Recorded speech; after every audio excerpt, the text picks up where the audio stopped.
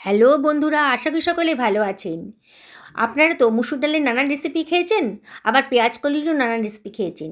আজকে পেঁয়াজ কলি দিয়ে মুসুর ডালের কড়াই চচ্চড়ি খেয়ে দেখুন। অসাধারণ টেস্টি, বানানোটা একেবারে সোজা। একবার যে দেখবে না সেই কিন্তু অনায়াসেই বানিয়ে ফেলতে পারবেন। আর এক থালা গরম ভাত কিন্তু এটা দিয়ে খাওয়া হয়ে যাবে। চলুন তাহলে কথা না বাড়িয়ে আজকে এই রেসিপিটা শুরু করে দিই। আমি এখানে এক বাটি মুসুরির ডাল ঘন্টা তিনেক আগে ভিজিয়ে রেখেছিলাম। গরম জলে ভিজিয়েছিলাম, দেখুন কতটা নরম হয়ে গেছে, আঙুল দিয়ে ভাঙতে পারছি। এবার আমি জল ঝরিয়ে এটাকে সরিয়ে রাখছি। আমি এখানে দুখানা মাঝারি সাইজের আলু নিয়ে নিয়েছি। আলুর খোসাগুলোকে কেটে বাদ দিয়ে দেবো, আর আলুগুলোকে একটু পাতলা পাতলা লম্বা লম্বা করে কেটে নিচ্ছি। আমি এখানে দুখানা আলু দিয়ে করছি এক বাটি মুসুরির ডালের জন্যে। আপনারা যদি মুসুর ডালের পরিমাণটা বাড়ান তাহলে আলুর পরিমাণটাও বাড়িয়ে নেবেন। দেখুন আলুগুলো কাটা হয়ে গেছে, সরিয়ে রাখছি। আমি দুখানা মাঝারি সাইজের পেঁয়াজ নিয়ে নিয়েছি। পেঁয়াজের খোসাটাও আমি কেটে বাদ দিয়ে দেব। পেঁয়াজটাকেও আমি পাতলা পাতলা করে কেটে নিচ্ছি। দেখুন পেঁয়াজটা কাটাও হয়ে গেছে, পেঁয়াজটা আমি সরিয়ে রাখছি। আমি এখানে দেড়খানা টমেটো নিয়ে নিয়েছি। টমেটোটাকে আগে থেকে ধুয়ে পরিষ্কার করে নিয়েছি। টমেটোর বোটার দিকের অংশটা কেটে বাদ দিয়ে দেবো, আর টমেটোটাকেও আমি একটু বড় বড় সাইজের করে কেটে নিচ্ছি। সরিয়ে রাখলাম। আমি এখানে কিছুটা পেঁয়াজ কলি নিয়ে নিয়েছি। এই ওজনে প্রায় 200 গ্রাম মতো হবে। পেঁয়াজ কলির সামনের দিকের মানে মুখের দিকের ফুলের মতো অংশটা কেটে বাদ দিয়ে দেবো, আর নিচের অংশটাও একটু শক্ত হয় বলে ওটাও কেটে বাদ দিয়ে দিচ্ছি। এবার পেঁয়াজ কলিটাকে আমি কেটে নিচ্ছি। খুব বেশি বড়ও করলাম না, খুব বেশি ছোটও হবে না। এবারে কাটা হয়ে গেছে, সরিয়ে রাখলাম। আমি যে কড়াইতে রান্না করব সেই কড়াইয়ের ভেতরে দিয়ে দিচ্ছি জল ঝরিয়ে রাখা মুসুরির ডালটা। বন্ধুরা, রেসিপিটা কিন্তু অসম্ভব টেস্টি। একবার যদি বানিয়ে খান না, বারে বারে বানাতে ইচ্ছা করবে। এবার আমি দিয়ে দিচ্ছি কড়াইয়ের ভেতরে কেটে রাখা আলুর টুকরোগুলো। সমস্ত আলুর টুকরোটাই আমার দেওয়া হয়ে গেছে। এবার আমি এর ভেতরে দিয়ে দেব কেটে রাখা পেঁয়াজ কলির টুকরোগুলো। দেখুন সাইড করে দিয়ে দিলাম। এবার আমি দিয়ে দিচ্ছি কুচনো পেঁয়াজটা। পুরোটা দেবো না, কিছুটা দিয়ে দিলাম আর কিছুটা রেখে দিচ্ছি। আমি বলছি কেন আমি কিছুটা পেঁয়াজ কুচি রেখে দিলাম। বেশ খানিকটা ধনেপাতার ডাঁটাগুলো দিয়ে দিলাম।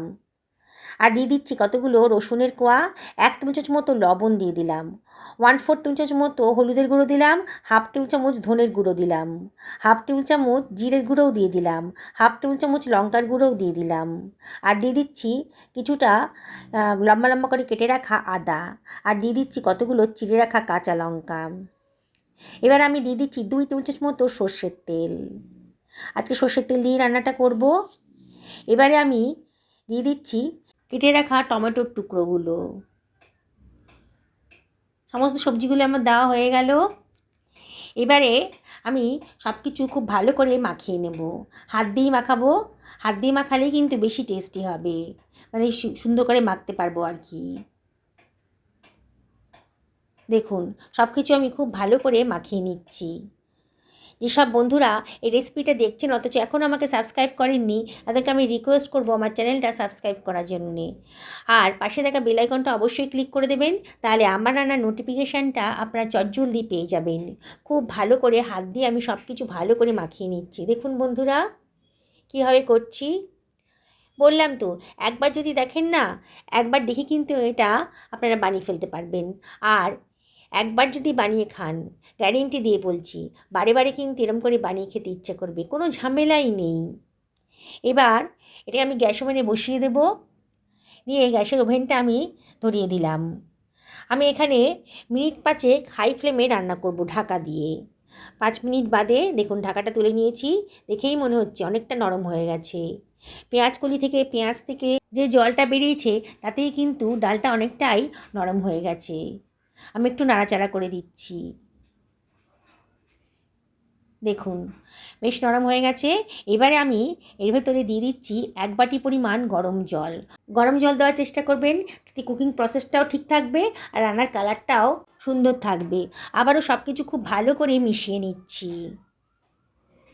খুব বেশি জল দিইনি, সবজিগুলো যাতে ডুবে যায় সেই পরিমাণ জলই কিন্তু দিয়েছি। এবারে আমি এটাকে ঢাকা দিয়ে মিডিয়াম টু লো ফ্লেমে 10 মিনিট রান্না করে নেব। 10 মিনিট বাদে দেখুন, দেখেই মনে হচ্ছে সবজিগুলো সেদ্ধ হয়ে গেছে। আবার একটু নাড়াচাড়া করে দিচ্ছি, একটু চেক করে দেখে নিতে হবে যে সব কিছু সেদ্ধ হয়েছে কি না। দেখুন আলুটা কিন্তু একেবারে নরম হয়ে গেছে, সেদ্ধ হয়ে গেছে, আর বাকি সবজিগুলো তো অবশ্যই সেদ্ধ হয়ে যাবে। এবার আমি ঢাকা দিয়ে সরিয়ে রাখলাম। আমি একটা ছোট কড়াই বসিয়ে দিয়েছি, আর এর ভেতর দিয়ে দিচ্ছি 1.5 টেবিল চামচ মতো সর্ষের তেল। সর্ষের তেলটা গরম হয়ে গেছে যখন, 2খানা শুকনো লঙ্কা দিয়ে দিলাম, আর দিয়ে দিচ্ছি কতগুলো রসুনের কুচি, একটু ফ্রাই করে নেব। এবার এর ভেতর দিয়ে দিচ্ছি 1.5 টেবিল চামচ পরিমাণ 5 ফোড়ন। খুব সুন্দর একটা গন্ধ বেরোবে। দেখুন সুন্দর একটা গন্ধ বেরোতে শুরু করেছি যখন, সেই মধ্যে দিয়ে দিলাম আমার কতগুলো কারি পাতা। কারি পাতাগুলো ফ্রিজে ছিল, দিয়ে দিলাম। আর দিয়ে দিচ্ছি যে পেঁয়াজটা আমি কেটে সরিয়ে রেখেছিলাম, সেই পেঁয়াজ কুচোনোটা দিয়ে দিলাম। দিয়ে সব কিছু খুব ভালো করে মিশিয়ে নিচ্ছি। হাই ফ্লেমে এটাকে একটু ভাজা ভাজা মতো করে নেব। দেখুন পেঁয়াজের কালারটা কিন্তু চেঞ্জ হয়ে গেছে। এবারে এর ভেতরে আমি দিয়ে দিচ্ছি সামান্য একটুখানি হলুদের গুঁড়ো, 1/4 টেবিল চামচ মতো, একটু কালারের জন্যে। কেন আমি ডাল রান্না করার সময় কিন্তু অনেকটাই হলুদ দিয়েছিলাম। দেখুন সুন্দর করে আমি এটাকে ফ্রাই করে নিয়েছি, সুন্দর একটা কালারও চলে এসেছে। এবারে এর ভেতরে আমি দিয়ে দিচ্ছি হিং, 1/4 টেবিল চামচ মতো হিং আমি এর ভেতরে দিয়ে দিচ্ছি। গ্যাসের ফ্লেম কিন্তু একেবারে লোতে রেখে দিয়েছি এই সময়। আর দিয়ে দিচ্ছি 1 টেবিল চামচ পরিমাণ গাওয়া ঘি, দারুণ সুন্দর একটা গন্ধ বেরোবে। গ্যাসের ফ্লেমটা অফ করে দিয়েছি। এবার এটাকে সরিয়ে নিয়ে যে ডালটা আমি রান্না করেছিলাম, সেই ডালের ভেতরে এই সম্বারটা আমি দিয়ে দিচ্ছি। দেখুন ঢাকাটা তুলে সম্বারটা আমি এর ভেতরে দিয়ে দেব। ডালটাকে আবারও একটু নাড়াচাড়া করে নিচ্ছি সম্বারটা দেওয়ার আগে। এবারে তরকাটা আমি এর ভেতরে দিয়ে দিচ্ছি। সব কিছু আবারও ভালো করে মিশিয়ে নিচ্ছি। গ্যাসের ফ্লেমটা লোতে করে দিয়েছি, আর সব কিছু খুব ভালো করে মিশিয়ে নিচ্ছি। যেসব বন্ধুরা ফেসবুক থেকে রেসিপিটা দেখছেন তাদেরকে আমি রিকোয়েস্ট করব আমার পেজটা ফলো করার জন্যে। এবার ঢাকা দিয়ে একেবারে লো ফ্লেমে 2 মিনিট রান্না করে নেব। 2 মিনিট বাদে দেখুন আমার কিন্তু রেসিপিটা পুরোপুরি তৈরি হয়ে গেছে, দারুণ সুন্দর একটা গন্ধও বেরোচ্ছে। আর দেখুন দেখে কিন্তু খেতে ইচ্ছে করছে। নানান রেসিপি তো খেয়েছেন মুসুর ডালের, আজকে আমার মতন করে এভাবে বানিয়ে খান। আমি বেশ খানিকটা ধনেপাতা কুচি ওপর থেকে দিয়ে দিলাম, দিয়ে সব কিছু আবারও খুব ভালো করে মিশিয়ে নিচ্ছি। দেখুন রেসিপিটা বানানোটা কতটাই সোজা, একেবারে নতুন ধরনের নতুন স্বাদের রেসিপি। এটাকে আমি একটা সার্ভিং প্লেটে সার্ভ করে দিচ্ছি। পুরনো বন্ধুদেরকে অনেক ধন্যবাদ, তাদের সাপোর্টের জন্য এত দূর আসতে পেরেছি। তাও আপনাদের কাছে একটা রিকোয়েস্ট আছে, রেসিপিটা ভালো লাগলে পরে লাইক শেয়ার কমেন্ট করতে কিন্তু ভুলবেন না। অবশ্যই কমেন্ট করবেন। আপনাদের লাইক আর সুন্দর সুন্দর কমেন্ট পেলে আমার ভিডিও করার উৎসাহ কিন্তু অনেক গুণ বেড়ে যায়। দেখুন কত সুন্দর দেখতে লাগছে, একটু ধনেপাতা উপর থেকে ছিটিয়ে দিয়েছি। এতটা কালারফুল হয়েছে না, বাড়ির বড় থেকে ছোট সবাই কিন্তু দারুণ মজা করে খাবে। আমি আপনাদেরকে আবারও রিকোয়েস্ট করব, একদিন অবশ্যই বাড়িতে বানিয়ে ফেলুন, পরিবারের সকলকে খাওয়ান, নিজেও খান। এতটা হেলদি না, আর সেই রকমই টেস্টি, এতটা দেখতে লোভনীয় হয়েছে, না বানিয়ে থাকতেই পারবেন না। সকলে ভালো থাকুন এই কামনা করে ভিডিওটা শেষ করলাম। নমস্কার।